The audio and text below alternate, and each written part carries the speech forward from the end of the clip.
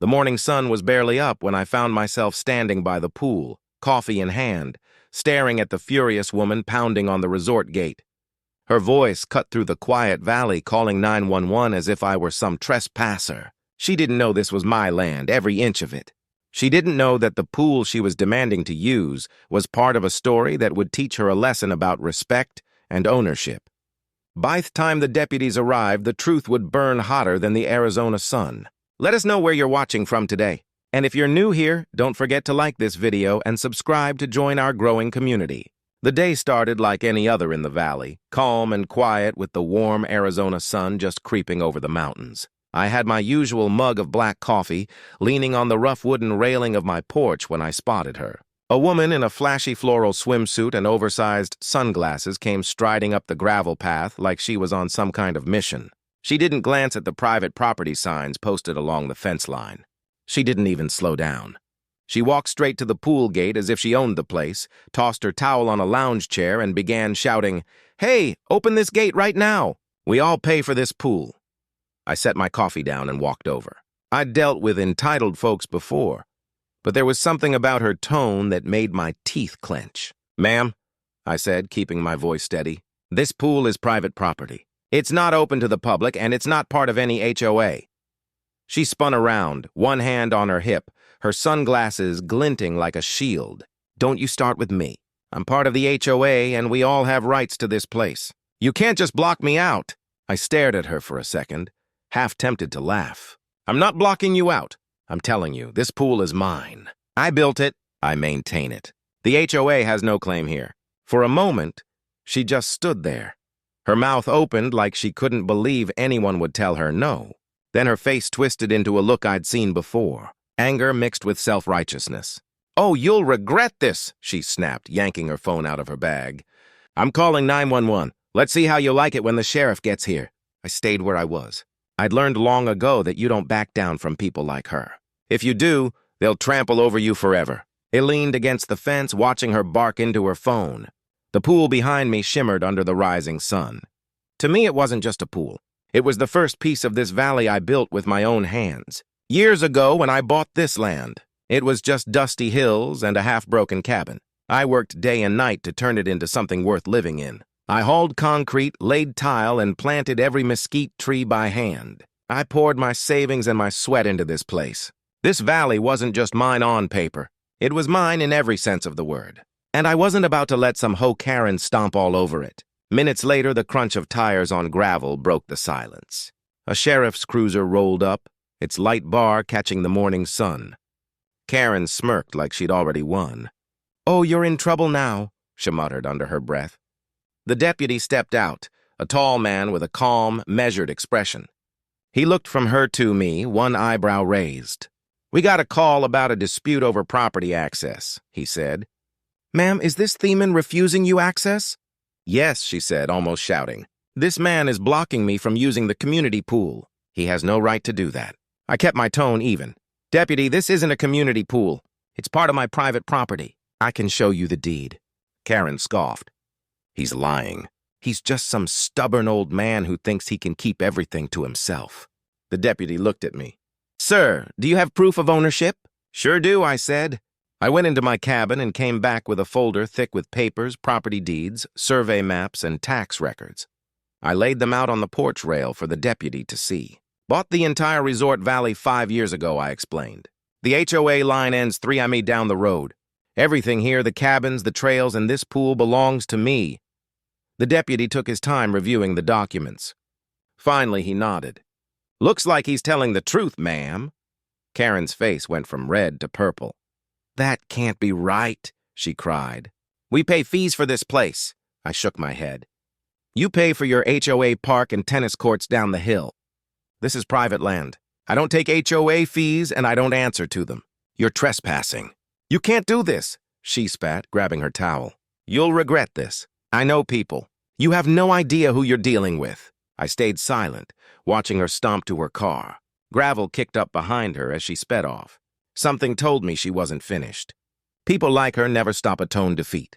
As the cruiser rolled away, I turned back toward the pool. The water rippled gently in the breeze, reflecting the sunlight like glass. I leaned on the fence, sipping the last of my coffee, and let the quiet settle around me again. But deep down, I knew this wasn't over. Karen had the look of someone who'd go to war just to prove a point. If she wanted to fight, I was ready. I'd worked too hard to let someone like her push me off what I owned. And as I looked out across the valley, I swore to myself I'd make sure she learned exactly who she was dealing with. After Karen's car disappeared down the dusty road, it stood there for a while, staring at the still water of the pool. Most folks see a pool as just a place to cool off, but for me, it was the heart of this valley, proof that I had taken a wild stretch of Arizona land and turned it into something worth living for. Iran my hand along the smooth wooden fence I'd built myself, every nail hammered by my own calloused hands, and felt the memories come rushing back. I first came to this valley nearly 6 years ago. Back then, it wasn't much more than a forgotten patch of land surrounded by pine-studded hills. There was a crumbling cabin that looked like it might collapse in the next big storm, a well that hadn't drawn clean water in years, and acres of rocky ground that nobody wanted to tame. But I saw something in it, a chance to build a place where I could breathe, a place that belonged to no one but me. I worked through the brutal summers and the cold desert nights, often sleeping under the stars because the roof of the cabin was too rotten to trust. I hauled lumber in my pickup, mixing concrete by hand when I couldn't afford a proper mixer. Every payday from me construction jobs went straight into this land. Little by little, the valley started to change. I repaired the cabin, built a new barn, and cleared out brush that had grown wild over decades. The pool came later after the basics were done, and it felt like a crown on everything I had built. The pool was my way of saying I had made it, of carving out a life that no one could take from. I used natural stone from the nearby creek for the border, set up a deck with old cedar wood, and planted mesquite trees around it for shade. It wasn't fancy, but it was mine. Every time I walked out there and saw the sunlight bouncing off the water, I felt a peace that no HOA meeting or city ordinance could ever give me. The resort valley wasn't just a pool and a cabin anymore. Over time, I added 3 guest cabins for friends and family, a workshop where I built furniture from the pine trees I harvested, and a fire pit big enough for a dozen folks to sit around. My nearest neighbor lived 3 miles down the road, and that was just how I liked it. No noise, no busy bodies, and no one trying to tell me what to do with my own land. But then the HOA started creeping in. A few years ago, a housing development popped up near the southern edge of my property line. At first, I didn't think much of it.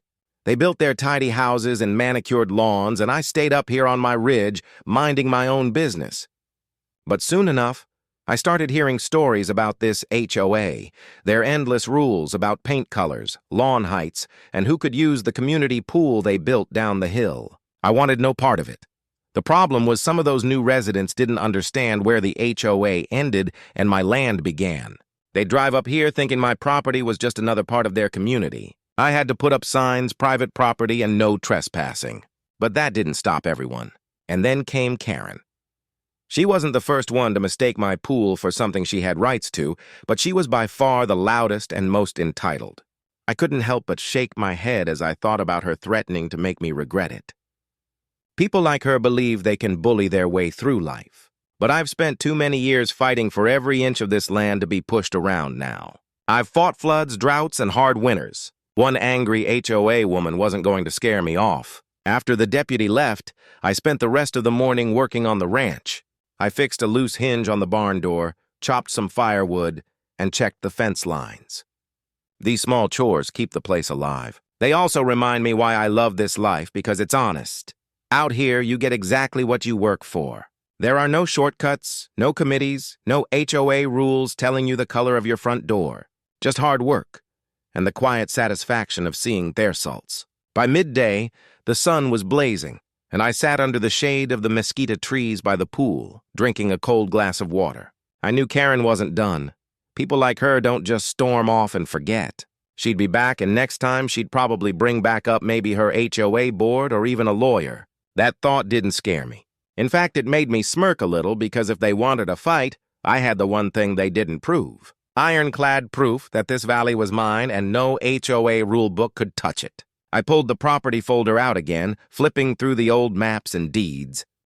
The original boundaries of this land stretched farther than most people realized. My grandfather used to say, when you own something, make sure you know every inch of it.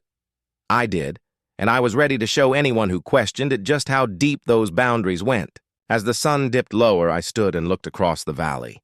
The cabins glowed in the soft light, and the pool sparkled like a mirror.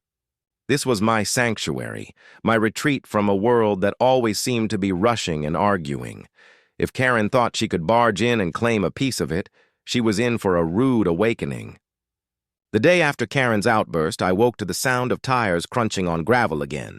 For a moment, I thought she had returned, but when I looked out the window, it was a different car. A white SUV with tinted windows. It rolled to a stop near the pool fence, and two men stepped out. They were wearing polo shirts with the HOA logo stitched on the front, so Karen had already called in reinforcements. I grabbed my hat and walked out to meet them, my boots kicking up dust with each step. "Morning," I said evenly, leaning against the fence. "Something I can help you with." The taller one, who looked like he spent too much time at the golf course, cleared his throat. "Sir, we're with the Valley Ridge HOA. We understand there was a misunderstanding yesterday with one of our residents. We're here to resolve it." "Misunderstanding?" I raised an eyebrow. "Your resident trespassed on my property, screamed at me, and called 911. That's not a misunderstanding. That's harassment." The second man, younger and more nervous-looking, tried to smile. "What my colleague means is, this pool area has been used by the community for years. We thought it was part of the HOA grounds." I shook my head slowly, keeping my tone calm but firm. "You thought wrong.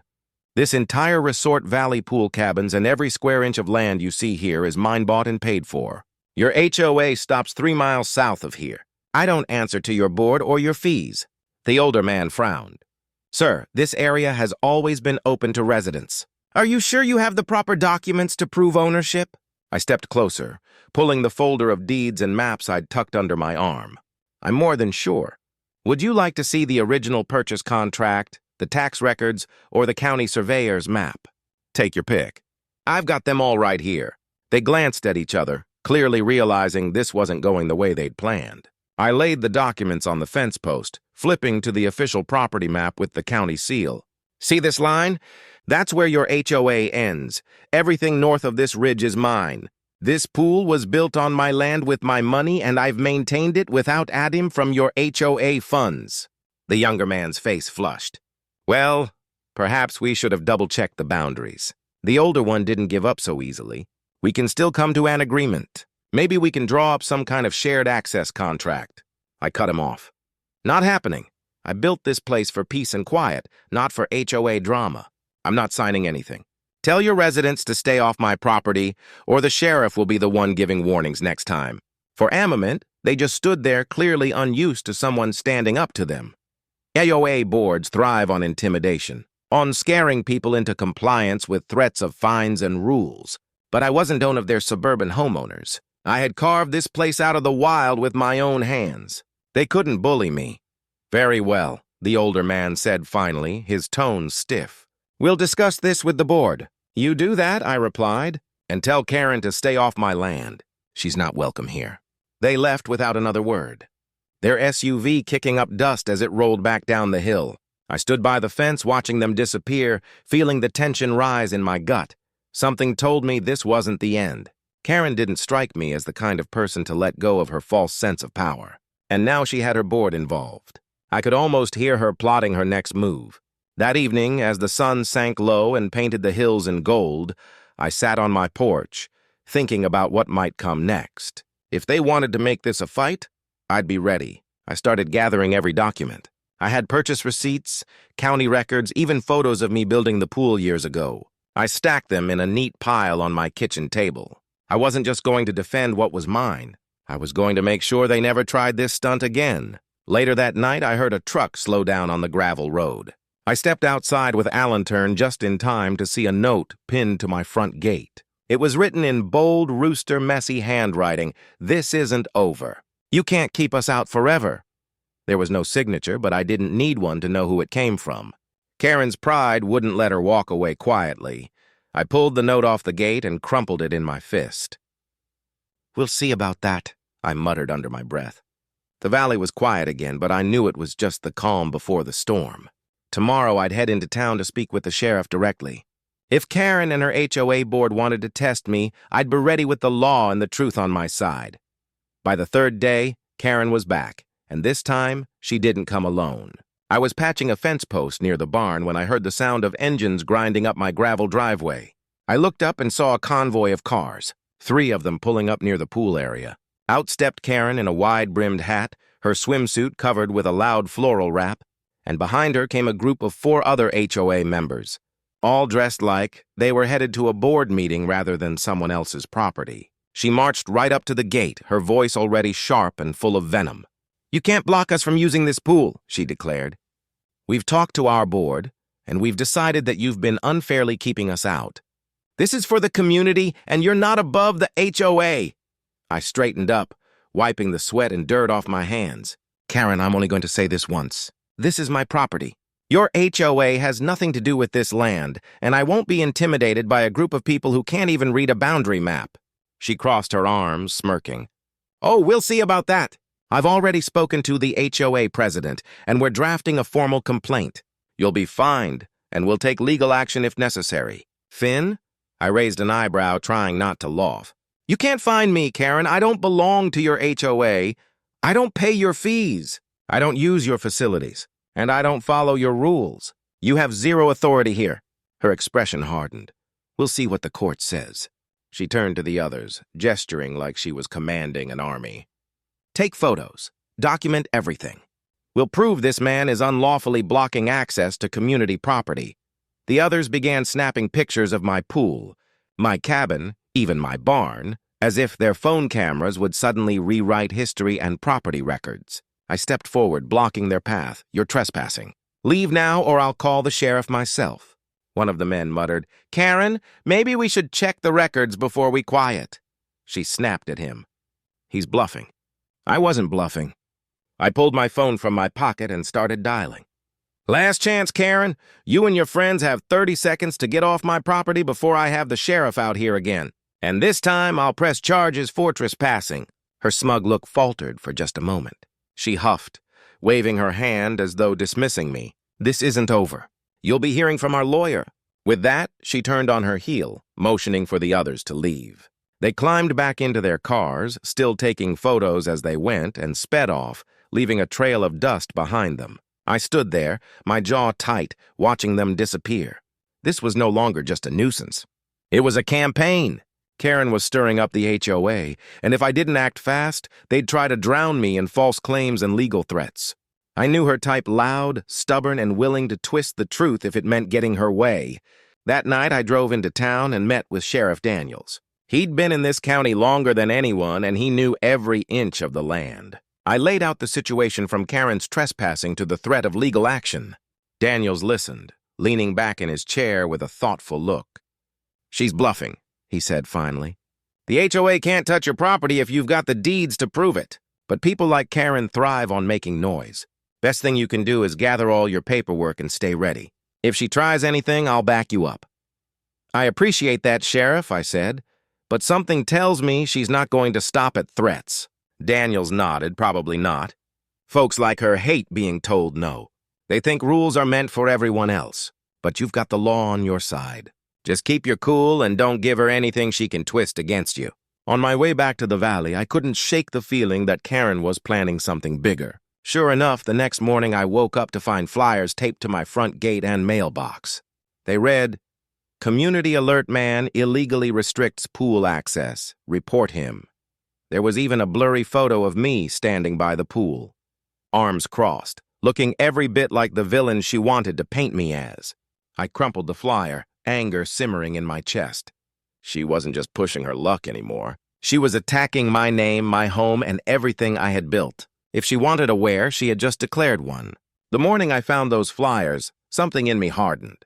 Karen had crossed the line from being an annoyance to becoming a real threat. Not only was she trespassing and lying, but now she waste-streeing to turn the entire community against me. I wasn't about to let her rewrite the truth about my land or the years of blood and sweat I had poured into this valley.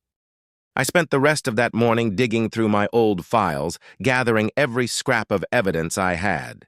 Property deeds, tax records, county maps, receipts for building materials, Every document I had from the day I bought this place went into Athic folder.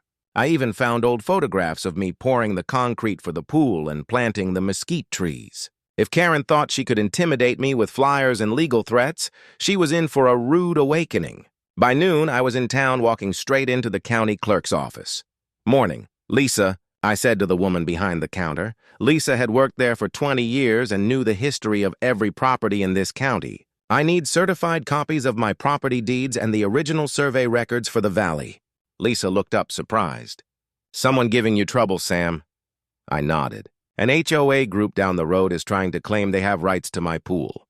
They're spreading lies and I'm not letting it go any further." She raised an eyebrow. "Figures.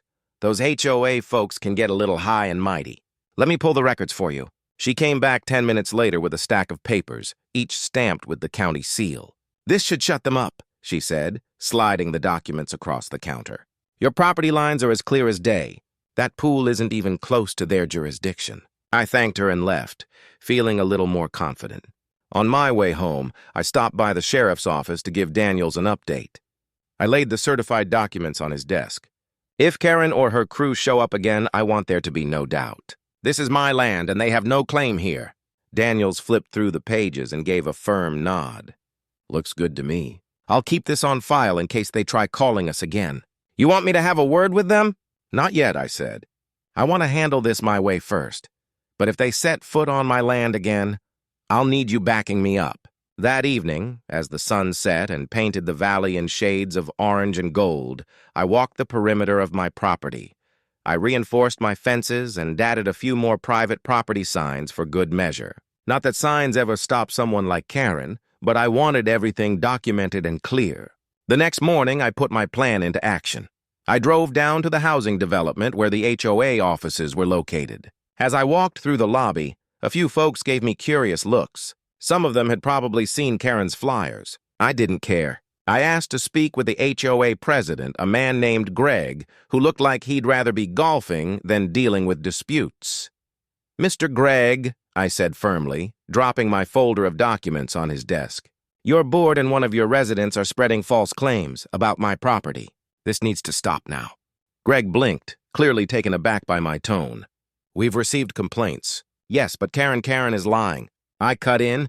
"Your HOA has zero rights to my land, and I've got county-certified documents to prove it." I opened the folder and laid out the maps and deeds one by one. "Here's the line where your HOA ends. Everything beyond this ridge is mine. Your residents are trespassing, and I won't tolerate it." He stared at the documents for a long moment, then sighed. "Look, I don't want trouble. If the land's yours, then we'll put out a statement to the residents. But Karen, she's hard to deal with." "Then make her stop," I said, "or next time I'll press charges. I'm done playing games." By the time I left that office, Greg had promised to look into it, but I could tell he didn't have the backbone to stand up to Karen. That meant I'd have to do it myself. That night, I drafted my own letter, not just for Karen, but for every resident in that HOA. I explained in clear terms that the pool and resort valley were private property backed by county records. I made it clear that anyone caught trespassing would face legal action. The next morning, I drove through the development and posted copies of the letter on every community board I could find. I wasn't looking for a fight, but I wasn't going to let anyone think I was afraid either. By midday, I started getting phone calls, some from residents apologizing, others asking me to go easy on Karen. I just told them the truth. Respect my land and we won't have a problem. But I knew Karen wouldn't let it go. She was too proud, too stubborn. And sure enough, that evening, I spotted her car parked down the hill just outside my property line. She was on the phone pacing like a woman plotting her next move.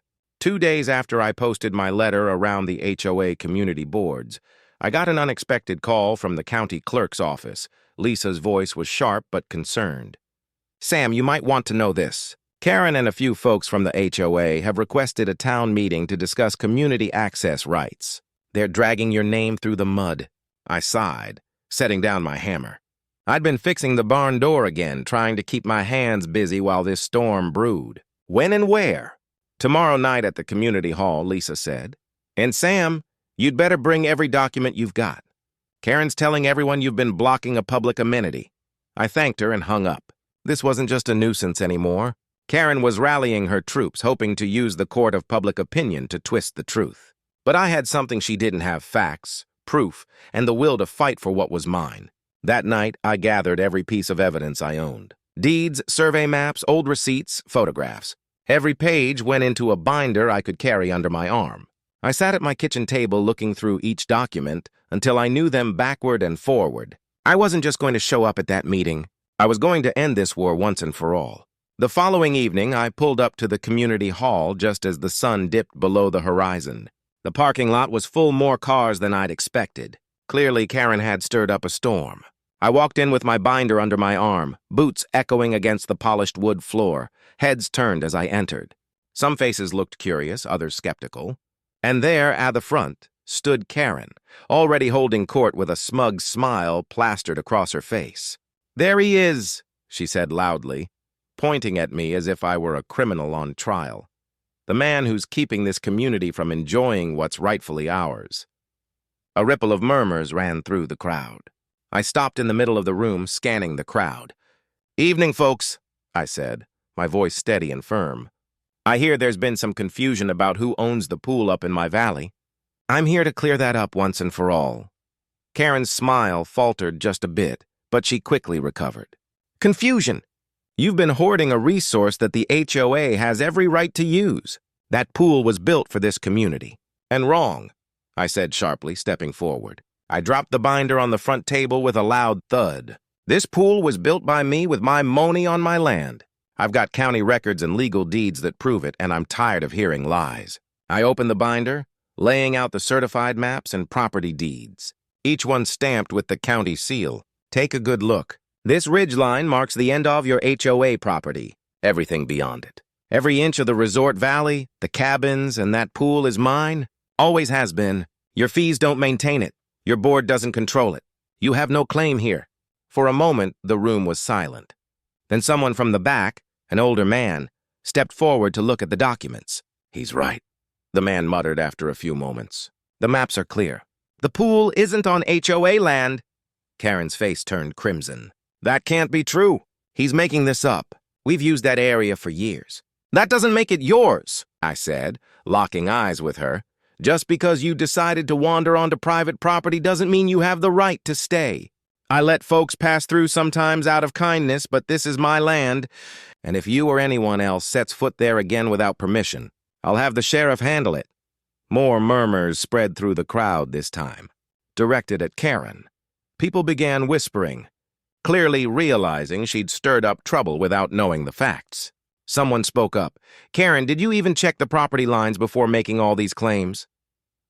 Karen's mouth opened and closed like a fish, but she didn't answer. Instead, she crossed her arms and glared at me. "This isn't over. We'll take you to court if we have to." I smiled, calm but cold. "Do that. I'll bring every document you see here and I'll win. But if you're smart, you'll walk away now before you waste everyone's time and money." The HOA president, Greg, finally stepped in. His face was pale as he turned to Karen. "Karen, I think we need to accept the facts. This property isn't under our jurisdiction. We'll send out a notice to the residents tomorrow clarifying this." Karen looked like she might explode, but she said nothing.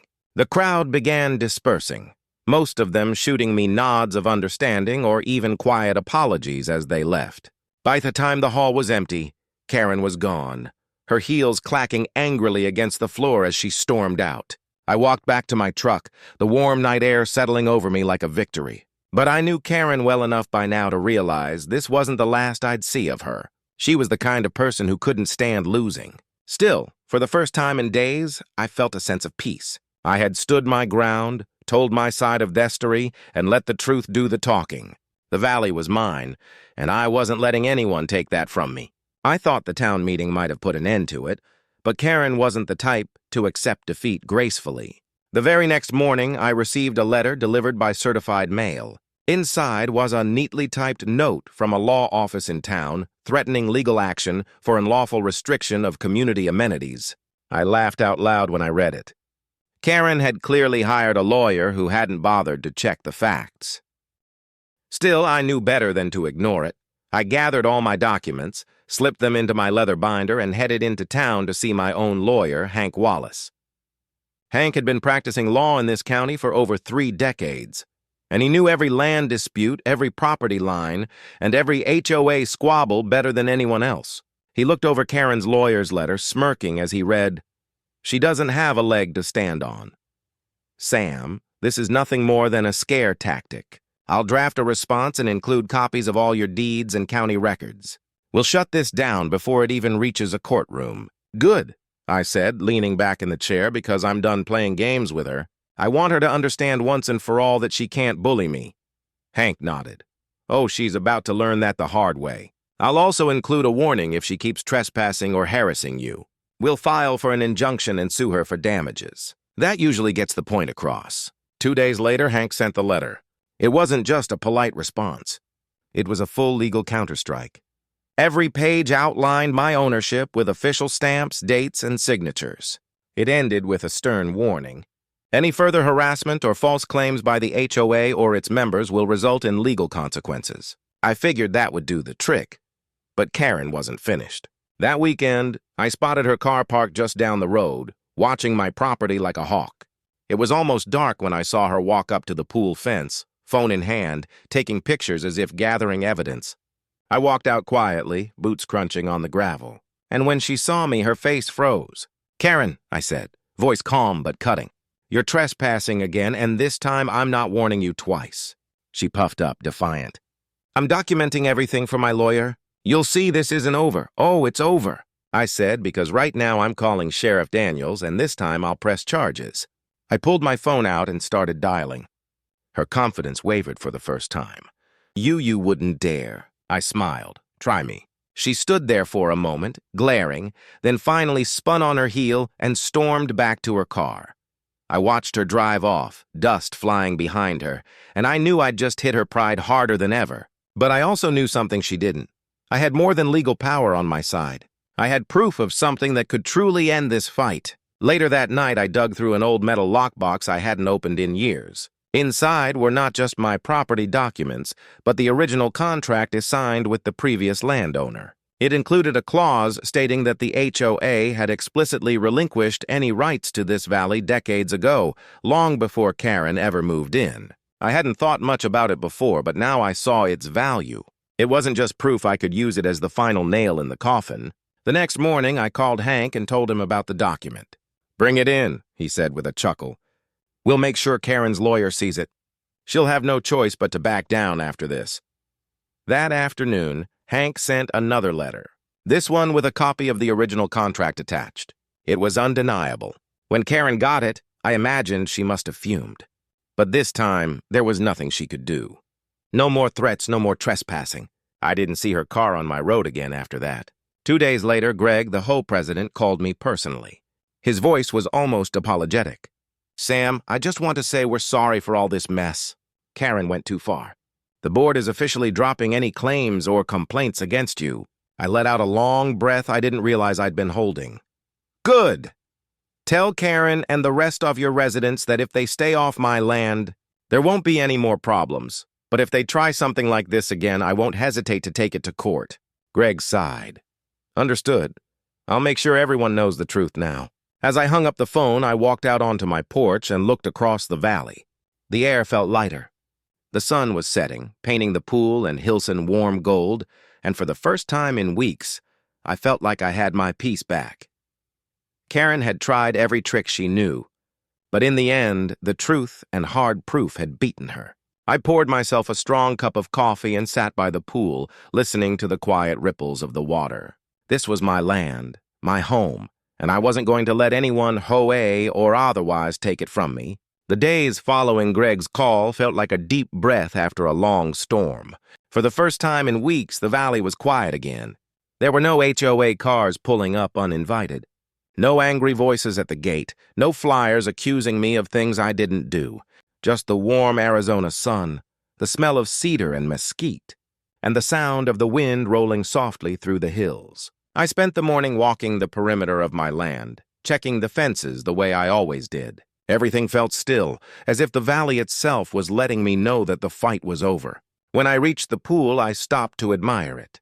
The water shimmered under the sunlight, the stone border warm from the heat of the day. This pool wasn't just a place to swim. It was my reward for years of hard labor, mixing concrete, hauling stone, and fighting the elements to build something worth keeping. Karen's battle had taught me something I didn't realize I needed to learn again: the value of standing my ground, not just for property, but for principle. She had tried everything: intimidation, lies, even legal threats. But in the end, the truth had cut through it all. And truth, I knew, was something that couldn't be shaken by noise or arrogance. That evening, I sat on my porch as the sun began to dip low, painting the valley in shades of orange and deep red. I sipped a glass of cold, sweet tea and thought back to the start of all this. It was almost laughable. Now, one woman, thinking she had the right to take what wasn't hers simply because she was loud enough to call 911. She had no idea that the man she was yelling at owned not just the pool, but every inch of this valley for miles. I could have let anger eat at me, but instead I felt something different, a kind of peace. I had won not by shouting, but by standing firm, by letting the work of my hands and the proof of my records speak louder than her tantrums. I'd protected not just the land, but the quiet life I'd built here, and that meant more to me than any argument. A few days later, I got a knock on my door. When I opened it, I saw an older couple from the HOA standing there looking sheepish. "We just wanted to apologize," the man said, holding his hat in his hands. "We didn't know the whole story. Karen, well, she has a way of convincing people, but we realize now this land is yours, and we're sorry for any trouble we caused." I smiled, shaking his hand. "No harm done as long as it stops here. I'm not against anyone. I just want my property respected." They nodded and left, and I watched them go, feeling a sense of closure. It wasn't about grudges or revenge. It was about drawing a line and holding it when someone tried to push past it. That night, I lit a small fire by the pool and sat on the deck, listening to the quiet hum of crickets. The stars were so clear you could almost count them, each one glowing above the dark ridge line. I thought about all the years I'd spent building this place, the long days when the sun felt like it would burn me alive, and the cold nights when I wondered if I'd made a mistake. But now, with the pool reflecting the starlight and the valley resting calm around me, I knew I'd built something worth defending. I took a slow breath, letting it all settle in.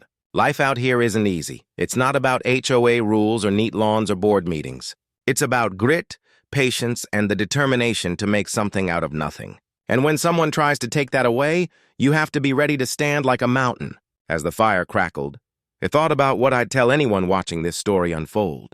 Don't let people like Karen push you around. If you know what's yours, protect it. If you've worked for something, stand by it.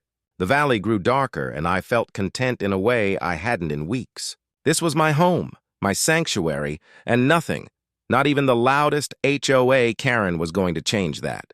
Sometimes standing your ground isn't just about land. It's about dignity, about knowing that hard work and truth will always outshine noise and lies. If this story resonated with you, take a moment to reflect on what's worth protecting in your life. And if you enjoy hearing real stories of resilience and justice, consider subscribing to the channel or exploring more of our videos. There's always another tale of courage waiting to be told.